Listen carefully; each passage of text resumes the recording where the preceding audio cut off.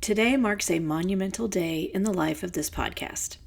Missing in the Carolinas officially has 100 episodes. Sometimes I still find it hard to believe I've been able to keep it going for so long.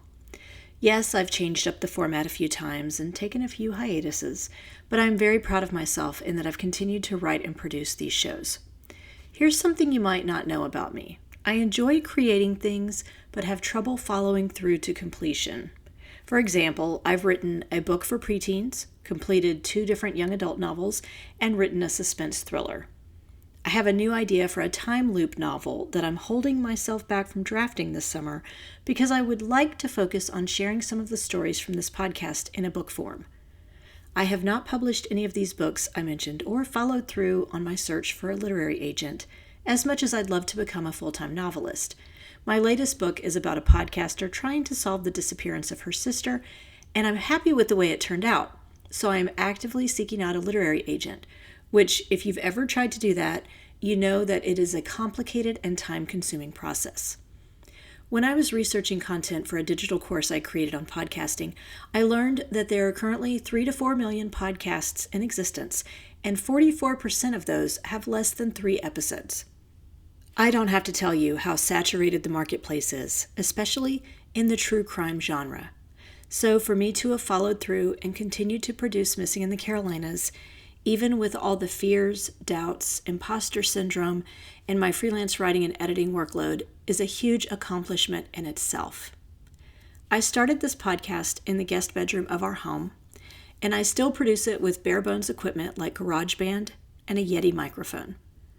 I created a YouTube channel that I can't seem to get off the ground because I focus so much on writing and researching that I'm completely exhausted at the end of the week once an episode goes live, but I hope to change that soon. I'm thrilled to report that as of today, the podcast has received 197,552 downloads. We are so close to 200,000. There is much to love about North and South Carolina, but the 2 states have also had their fair share of violent and senseless crimes over the years. From murders on the Blue Ridge Parkway, in the heart of big cities or sleepy college towns, and along the coastal waters, some of these stories may be new to you. Some may have happened in your town. Some may involve people that are still missing to this day. But all will leave you remembering to always be vigilant about the people you meet and the places you go. I'm Renee Robertson. Please join me for Missing in the Carolinas.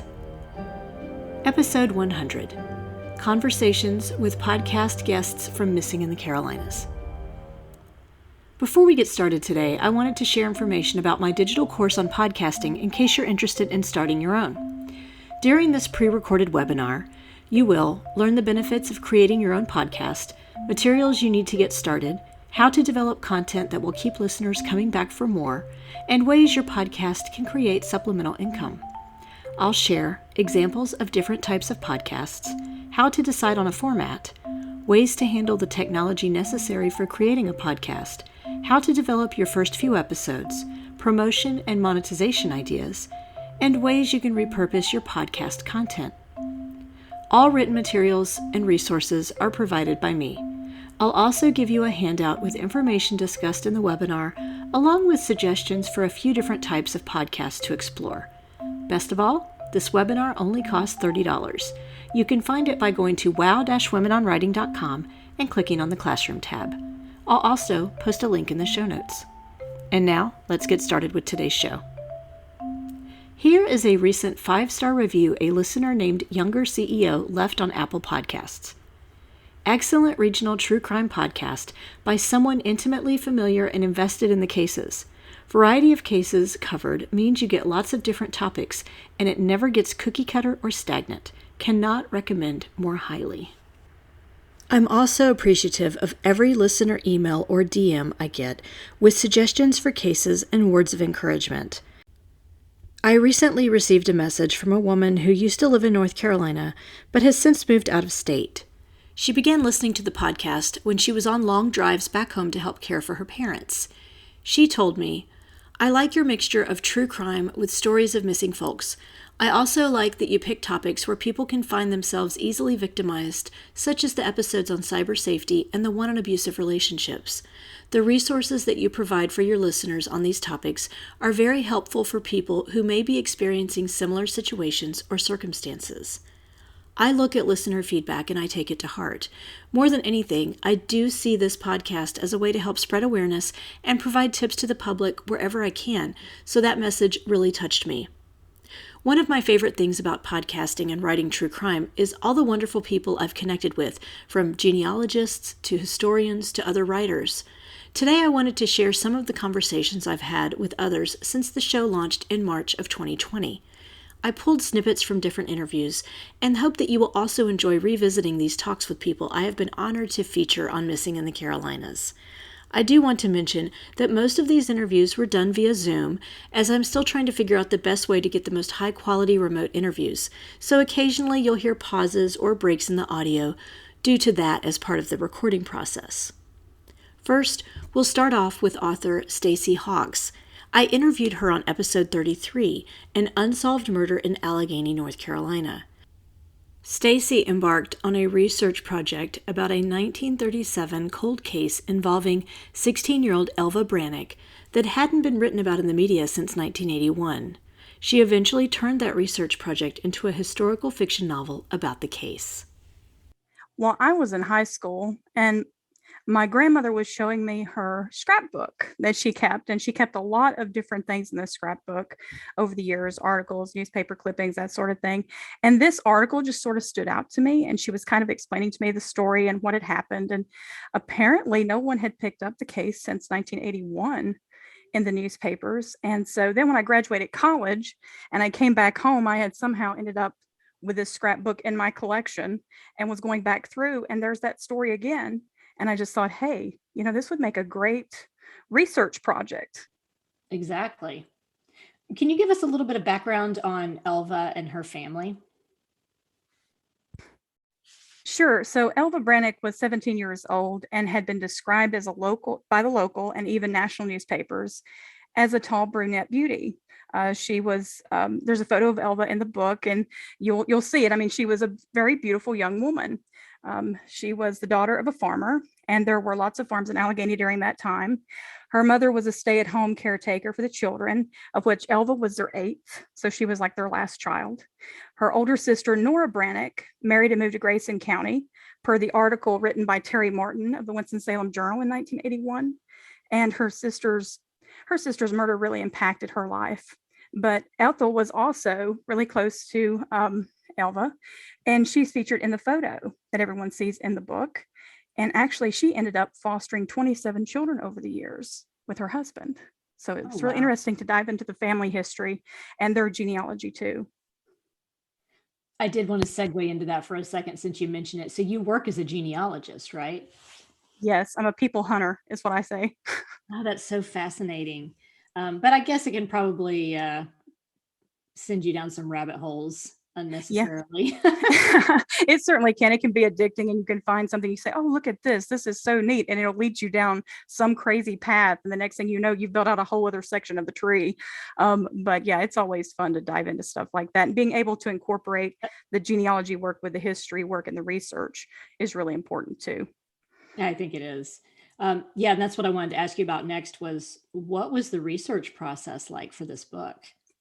It was very similar to researching the paper that I did at Brevard College, where I talked about the New Deal and the impact the Civilian Conservation Corps, or the CCC, had on rural Appalachia.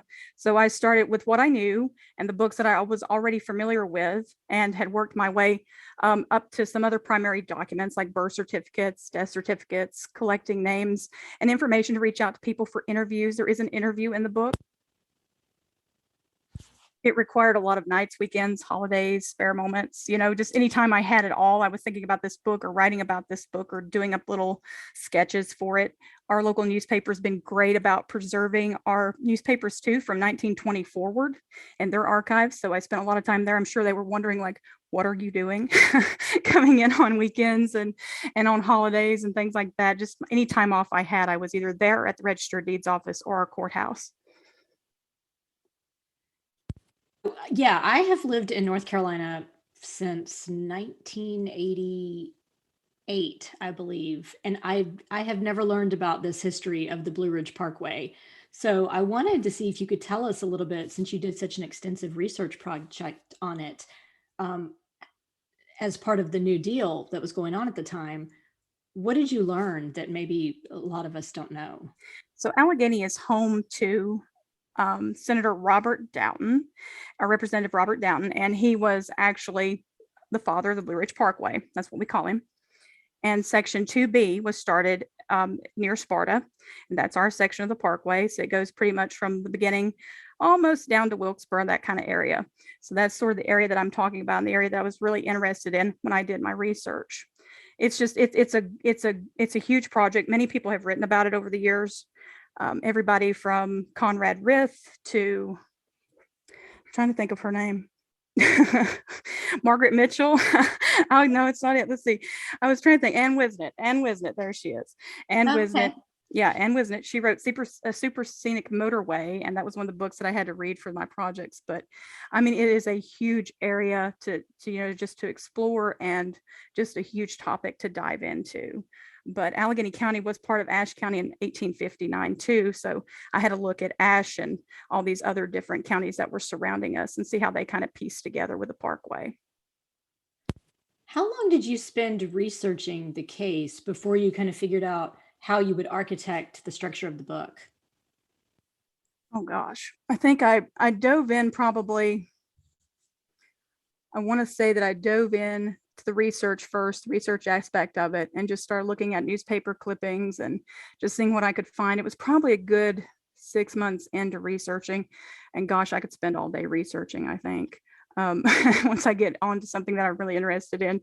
But it was probably about a 6 month period. And then I realized all of a sudden, this is not just a research project. This is not just a research paper. This is going to be something more, because I started hearing the voices of these individuals going back and forth and thinking, wow, the conversations they must have had, about this case and who I was connected in this case and what they must have felt and went through, especially the family.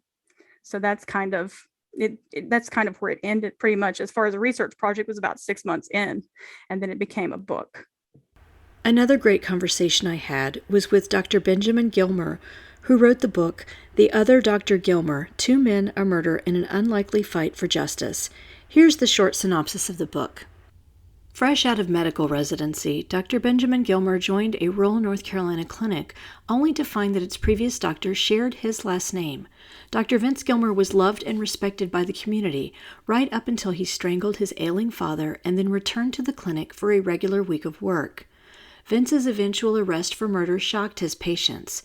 How could their beloved doctor be capable of such violence? The deeper Benjamin looked into Vince's case, the more he became obsessed with discovering what had pushed a good man toward darkness.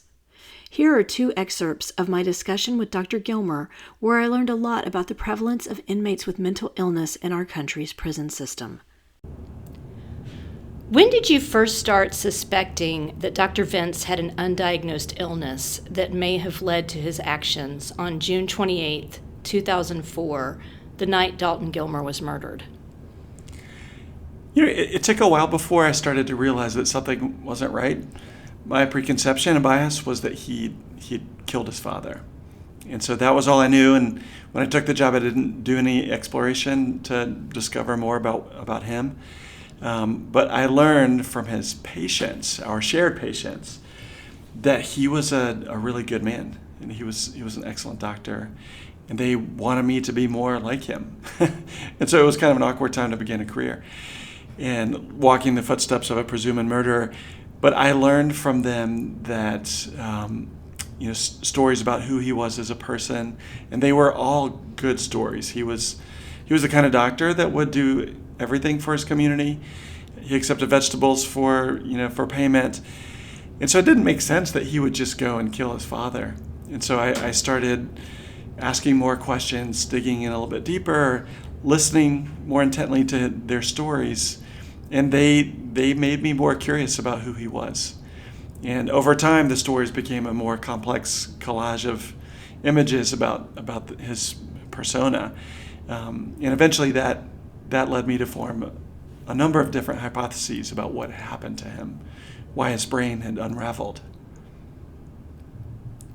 What was your initial reaction when Sarah Koenig from This American Life first reached out to you about Dr. Vince Gilmer's story? I didn't want to have anything to do with Sarah Koenig or This American Life. I was in a period of my life that was consumed by trying to be a new doctor, a dad, and some developing paranoia about the other Dr. Gilmer. So I didn't want to be on his radar or anybody else's radar. So I said no. No, thank you. But soon after, I became more consumed about feeling committed to understanding what happened to him, and knew that I wouldn't be able to continue in this job because the job is a very intimate space. It's a small building that he built himself. And so I knew that I had to figure out what happened to him. It became almost an obsession. And so I called Sarah back and invited her to help me, to be a partner and to explore the discovery of who this man was. And so we started together as a teamwork and spent 6 months together trying to unravel what happened. What do you feel Dr. Vince's story has taught you about convicted criminals suffering from mental illness? It has taught me a lot. This whole saga has been an opportunity for me to be a student in many domains, and that's kind of how I approach life through studentship. So working with a legal team for a decade enabled me to see the system for what it is inside, and to interview all the people that were involved in his case. Gave me great insight into why he was convicted. He was convicted, by the way, after going to trial and firing his lawyers. So if you're into reading bizarre farcical trials, his is tremendous. Unfortunately, there's only one chapter dedicated to it. We could have written 3 chapters. But, I've learned firstly that, as a physician, I've learned that mental illness is pervasive. 25% of what we do in family medicine is psychiatry. And I've learned over the years that it's really hard to find access to care for people with mental illness. The same is true in the prison system too, because the system is not designed to treat mental illness. It's designed purely to punish. That is the awakening that I had. I didn't have any experience at all in the prison system. After many years of higher education, I didn't know. Most of us don't know what prison looks like, and that's very intentional. Their doors are closed, they're hidden from our streets. They don't want us to see them, and that's because they're very dark places.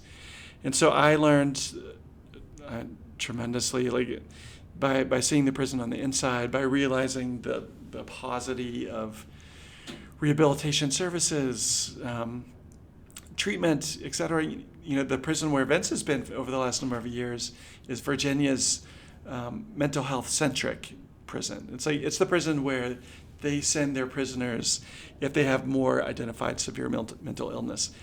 They don't employ a psychiatrist in the hospital. There's not a psychiatrist who's day-to-day in the hospital. They use telemedicine for psychiatry. They do have social workers and people like that. But the intent of their treatment is overall to punish. So that has been a huge lesson to me. When you see treating people through medical eyes, through a clinical vision, it's just hard to imagine that 40% of our prisoners have severe mental illness throughout the country. That translates to 800,000 people in our prison system with mental illness. You wonder why our culture, our civilization is not improving. It's because we're punishing, not treating. Mm-hmm. We have 25% of the world's population of incarcerated people live within the United States, which is just hard to imagine. And back in the day, most of these people lived in mental hospitals. Mm-hmm. This is before there was sort of a decentralization of mental hospitals, where they decided to release people from the hospitals and to treat them in community settings to try to get them to engage again in community. what that the result of that ended up with people living in the streets and mental patients who were then converted to homeless patients in the streets. And so we're still catching up from years and years of decentralization. And the prison system has been unfortunately the place that's ended up housing most of these people. As an update to this story, I visited Dr. Benjamin Gilmer's website, benjamingilmer.com, where he provided the following update on January 1st of this year. He said, after a decade-long battle to get Dr. Vince Gilmer out of prison and into treatment for his Huntington's disease, in January 2022, Governor Ralph Northam granted Vince Gilmer clemency during his last hours in office, granting Vince to be released from prison to a clinical setting. For the last 2 years, though technically a free man, Vince has remained in prison, wheelchair-bound and suffering from late-stage terminal Huntington's disease. His transfer has been complicated because the Virginia Departments of Corrections and Mental Health have not seen it as their responsibility to facilitate a transfer to one of their public hospitals. They have explicitly expressed that they have no duty to help with Vince's placement. Crossing state lines from a prison to a hospital has been much more complicated than I could imagine. Through his window, Vince can see one of Virginia's finest public mental health hospitals, the Southwestern Mental Health Institute, which is on the prison campus only a stone's throw away from his cell. It has been immensely challenging for Vince to reconcile being a clemency-granted free man who is actively dying and Virginia's decision to not facilitate his release. In order to return home to North Carolina, Vince must be admitted to a hospital first, where he can be stabilized medically before being transferred to either a North Carolina public facility, the Veterans Hospital, or a private long-term care facility. To make this happen, we needed money as assurance that we could support his hospitalization and a medical facility that would meet Virginia's parole conditions, medical and psychiatric needs. I am grateful for the nearly 1,500 people who came together through the incredible publicity efforts of Quentin Tarantino and People magazine.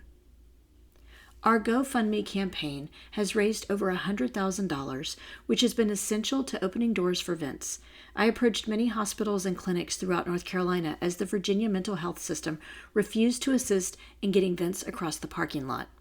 No one was immediately agreeing to take Vince due to the complexity of his circumstances, and they needed assurance that another facility was on deck to take care of him long term. I will keep you posted on if and when Dr. Benjamin Gilmer posts any more updates about the progress of Vince's release. I always enjoy catching up with true crime author Kathy Pickens, who has written numerous true crime books about North and South Carolina crimes, along with fictional mysteries. Her background as an attorney helps provide a unique perspective to how she analyzes the facts of a case. For episode 61, we talked about one criminal in particular who had his story shared on the popular series Unsolved Mysteries. In fact, I was watching the show on Amazon Prime the other day and saw this segment featured. Sam Wadkey was a South Carolina criminal who was convicted of murdering a constable in Greenville while fleeing from a robbery scene. Can you tell us a little more about that crime and how he ended up on the TV show Unsolved Mysteries in 1996?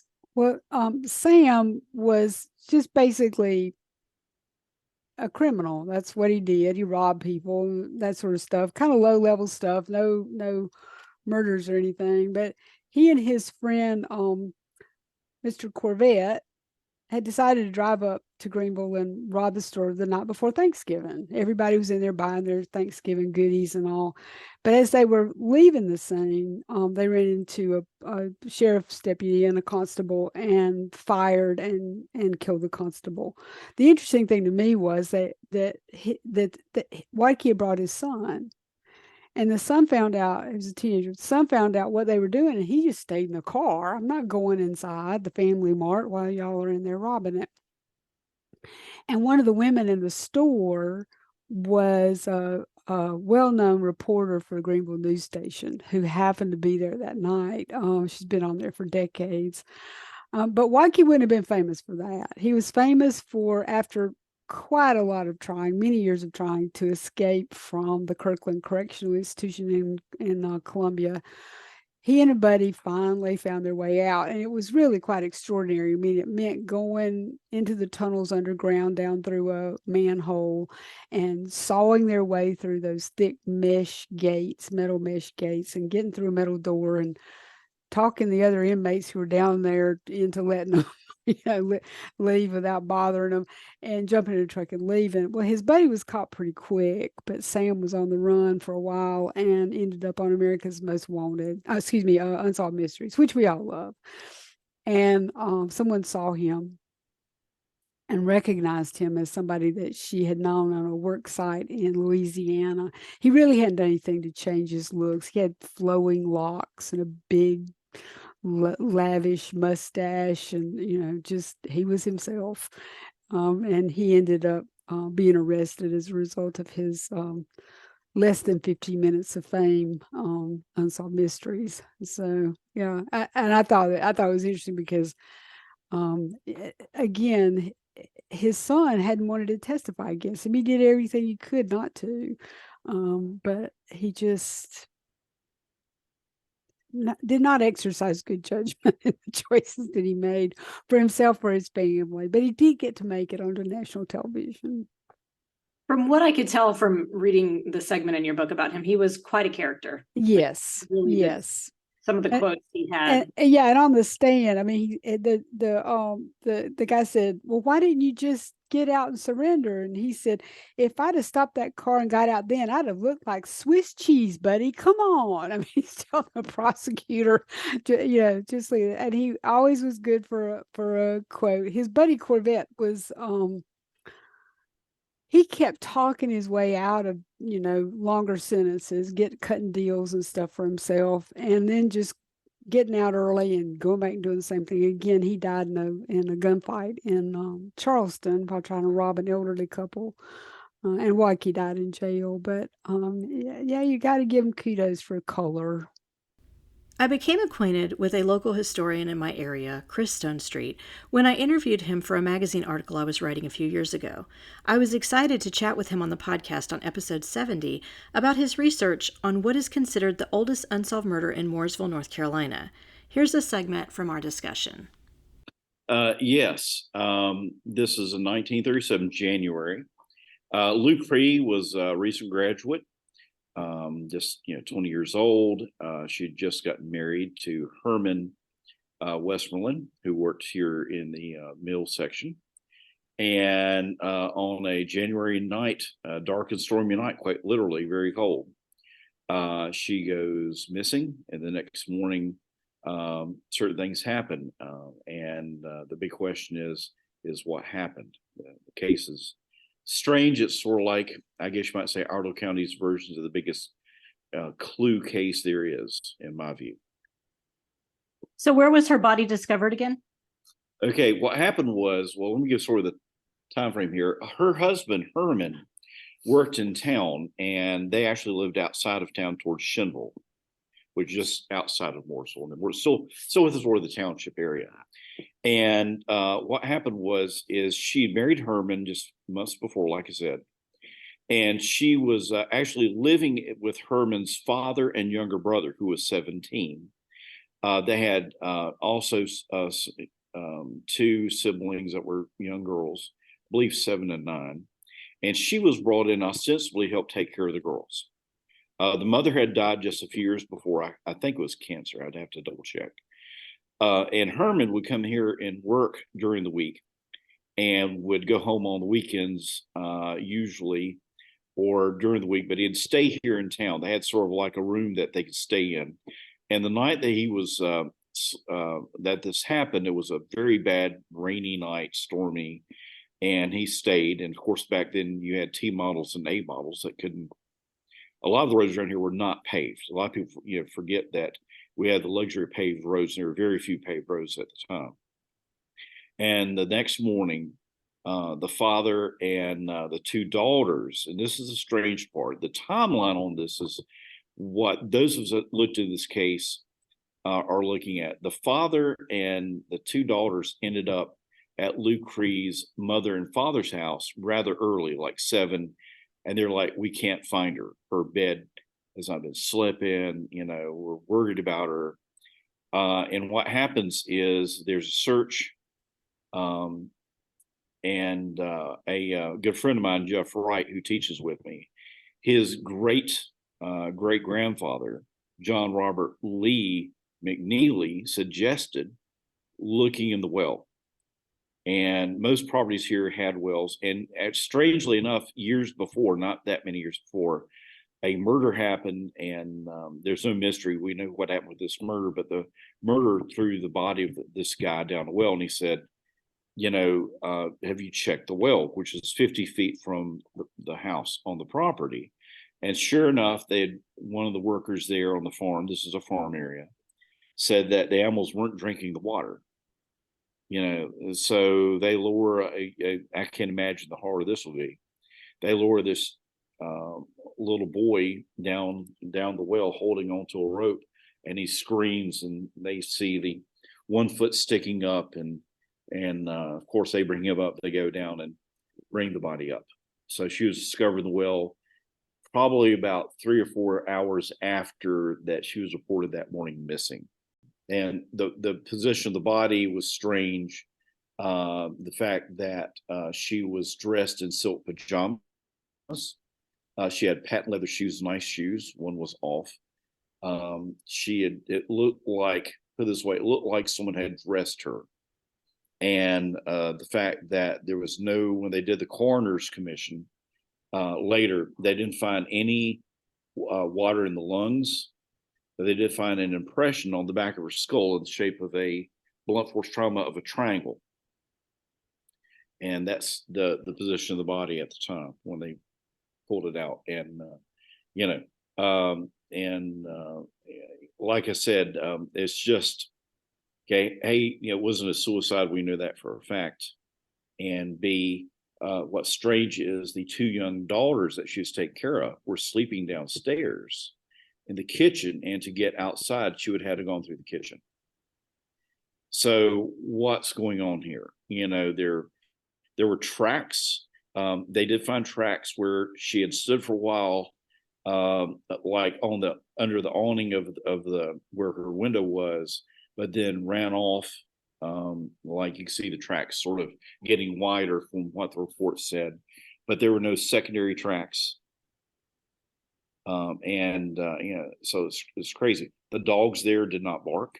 So if someone's coming to the property, they would bark. So yeah, And what have the theories been on this case over the years that you've heard? Well, the theory is this. Well, Herman, her husband, had an airtight alibi. He was in town. People saw him. He was there. I think in the boarding place they had, there were people that were, there with him. But the theories is the fact that probably circles down to 2 people. One is the father, who, like I said, he was still in his late 40s. Here's a 21-year-old beautiful young woman taking care of your kids. The mother's been dead for 4 or 5 years. And one theory is that he made a move on her, and she said no, and a scuffle ensued, crime of passion, and he pushed her or shoved her, or with the triangle shape in the back of the head. And this is just me. I'm just putting my own 2 cents in. Do you remember the old-timey irons that were made of iron? They used to sit on like the hearth. When I heard that description, my mind went right to that. Turned around, how dare you? I'll tell your son smack. But here's the thing. They had, when he was dying, they had a 24-hour watch around his bed, hoping to get a deathbed confession. And he said to the moment he died, he did not do it. But a lot of the people in the Overcash family, I believe, still believe it was a father. But the younger son has become under suspect recently because he was 17, rather stockily built. Certainly was probably closer in age to her than his father. And I interviewed one of the relatives. And like I said, I've been interviewing people over the years on this. And she said, I'll keep her name off the air, but she said she was told by her family, do not go near the younger brother, who was named Robert Clyde. Now, both Herman and Clyde served honorably in World War II. I'm not trying to besmirch their name or anything, but these are just theories that have been put forth. And that's where, like I said, I've been looking at more, because I've had more than one person said that the younger brother, wasn't, how should I say this? He was a little bit of an odd character. That might have been just his personality, maybe been reclusive. But, I think it's between those two men, because if there's anyone, off of the area, that it was a fairly desolate area. Everyone knew everyone. That someone that was coming out of town probably would have been seen this situation. And there again, if the brother had done it by accident, it could have been an accident. I've heard different tales. People had said within the family, the Westmoreland family, that a couple of guys were rounders and were drunk, came back. She came out to say, "Get quiet." They pushed her, and she hit her head on the well. Like, oh, what do we do?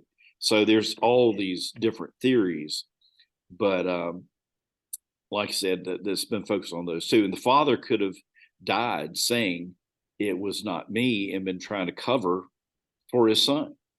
And that's just a theory that those of us know the case have. It's one of those two we're thinking. One of my writing friends sent me the book description for Max Marshall's true crime book, Among the Bros, a fraternity crime story, because it was set in South Carolina. I immediately fired off an email to Max and his publicist seeking an interview, and as I always am, was surprised when the response was yes. Here's what I learned about Max when I asked how he first began writing true crime and came upon this story from Charleston, South Carolina, in episode 75. So I did not expect to become an investigative journalist to write about crime. After college, I moved to Hanoi, Vietnam, and I was working as a journalism fellow at the Vietnam News in Hanoi. Well, I thought I was a journalism fellow. I was actually editing propaganda for the Politburo. It was a government newspaper. But while I was working there, we'd get all these it was very tourism focused. And I saw a small article in the Vietnam News about a Hollywood director named Jordan Vogt Roberts. He had just made Kong Skull Island, which is a big King Kong movie. He was 35 and had made a bunch of money. He's got all this attention. And in this article, it said he was selling his house in LA and moving to Vietnam to become the tourism ambassador. And I thought, okay, well, that's kind of an interesting story. Like, why would this guy in his prime, decide to move to Ho Chi Minh City? So I pitched GQ's website on like a short article about it. And I went to Saigon, spent a night with him. He took me to his favorite nightclub. And it was just going to be kind of a short write-up about this guy's new life in Saigon. And right before the piece ran, he called me from the hospital, and he had been out at a nightclub, the same nightclub he had taken me to, and he had been attacked by a dozen what seemed to be gangsters. They flipped his table, they started kicking him in the ribs. Then someone took a Hennessy bottle and smashed his head. He lost consciousness. He had contusions, hemorrhaging, massive concussion. They actually thought he was going to die for a while. And when he woke up in the hospital, he said, "Who did this to me?" And the police basically told him, "It's better you don't look into this. These are very connected people." And I was the only journalist he knew in the country. And so he called me and asked if I would help him solve the case. I had never done anything to do with crime. I'd never investigated anything in my life, but I was 22 and, had nothing else going on really. So I said yes. And for the next 6 months, we basically solved the case. But I mean, it took a lot of investigating. But yeah, after that, I just kind of found myself lost in the rush of these investigations, and also, trying to kind of think about how to tell these stories and what goes into it all. That's fascinating. And I think that article is linked on your website, isn't it? Yeah, it is. Yeah. It's still up there. I think it's called Attack on Skull Island, because his movie was called King Kong Skull Island, and they hit him in the skull. But yeah, that's that was my first experience talking to police sources and sort of following drug supply chains and looking at camera footage and, developing anonymous sources. And so much of what it went into this book started then. And really it was actually right when I finished that story that I found this Charleston story. Yeah. So how did that come up on your radar? So yeah, I'd seen a lot of Xanax flying around when I was in college. I had friends who dealt. I had friends who got addicted. It's one of one of two substances that are so addictive you can die of withdrawals. And I didn't know any of this going to college. I thought of it as, something parents took on a plane flight, but it actually was this incredibly popular party drug. And yeah, after doing that Vietnam story, I basically was thinking, okay, how could I write about Xanax on college campuses, kind of warn people younger than me, warn parents about this, but in a way that's not a sort of eat your vegetables, trend piece, but maybe as something more of like a page-turnery crime story. Because the other question I had, besides why are all these kids doing Xanax, is where's this Xanax coming from? It wasn't coming from Pfizer. It wasn't CVS brand Xanax. It was often chalky fake Xanax. And I'd been in a fraternity. I knew a lot of this stuff was coming through the fraternities. So I literally Googled, and I want to say this was actually sitting in a cafe in Saigon. I Googled Xanax bust fraternity. And the first result was this Charleston Post and Courier article. Great article by Tony Bartlemey about this drug ring. And, it said they were using pledges to ship Xanax around the South. And, they'd gotten caught with an assault rifle and a grenade launcher. And I thought, this is pretty interesting. They said 44,000 Xanax pills had been confiscated. And then I started reporting and I found out that it was actually closer to, 3 million pills. And the story kind of fractaled out of control from there. For episode 81, I interviewed North Carolina advocate Debbie Riddle for National Stalking Awareness Month. She shared the heartbreaking story of how her sister's ex-boyfriend stalked and eventually murdered her, despite her trying to do everything possible to keep herself safe with local law enforcement. Here are some tips Debbie shared with our listeners regarding stalking and protecting ourselves from becoming victims. There's been so much education that has happened between even just the mid-90s and now, speaking from personal experience. And now there's the whole extra added layer of cyber stalking. Mm-hmm. And I cannot even imagine. It's just ever evolving and ever changing. And I feel like this is one of those things where the laws are going to have to kind of keep evolving with the crimes as they appear. But going back to your advocacy work, what are some tips that you can offer for any of our listeners who feel like they are being stalked or know of a loved one or family member who's being stalked? It was interesting. I was with a group of survivors yesterday. We were talking about this. And, one of the things that I say all the time is just believe what they are saying, listen to what they are saying. Oftentimes that's trauma talking.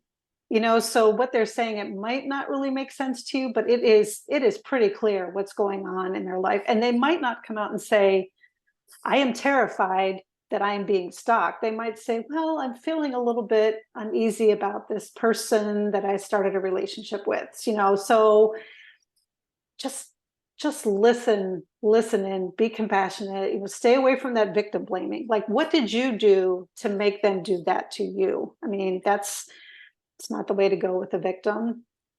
Another thing that I often say to victims is reach out to a victim's advocate. A lot of people will go, I'm going to go to the police, I got to file a report. They have, some difficult issues working with police, but a victim's advocate, those people, their profession, they are golden. They will be your eyes, your ears, your crutch, working your way through the criminal justice system. But I think that's something that we don't think about enough. And I also don't think that victims know that that's an available resource out there, but it's a good one. Where is it that someone can find a victim's advocate? Most of the time you can look at any of the shelters or domestic violence centers, battered women's shelters. You can look up any of those in your area and they will have advocates on staff. You know, in college campuses, I do an awful lot of work with colleges. Please utilize those resources that you have on campus, those confidential resources, because we do have the Title IX reporting. You know, if you went to talk to faculty, but, you know, think about the very confidential resources that are on your college campus or in your town. This brings us to the conclusion of this episode of Missing in the Carolinas. Thank you again for helping me get to 100 episodes. If you enjoyed this episode, please do me a favor and give it a 5-star rating wherever you listen to your podcasts. We're also now on Instagram, Facebook, and YouTube, so please like our pages and get started on a discussion of the missing people profiled on the show. Like what you hear? You can buy me a coffee over at buymeacoffee.com, Renee Robertson. Do you know of a missing persons case in North or South Carolina that you think should be covered? Email me at missinginthecarolinas@gmail.com with any details you can share. And don't forget to check out our sponsor, WOW Women on Writing, and the great programs and writing contests they have to support writers at wow-womenonwriting.com. Cover art for this podcast was designed by Macintosh Multimedia. Sound editing is provided by Daniel and Mia Robertson. Thanks so much for listening.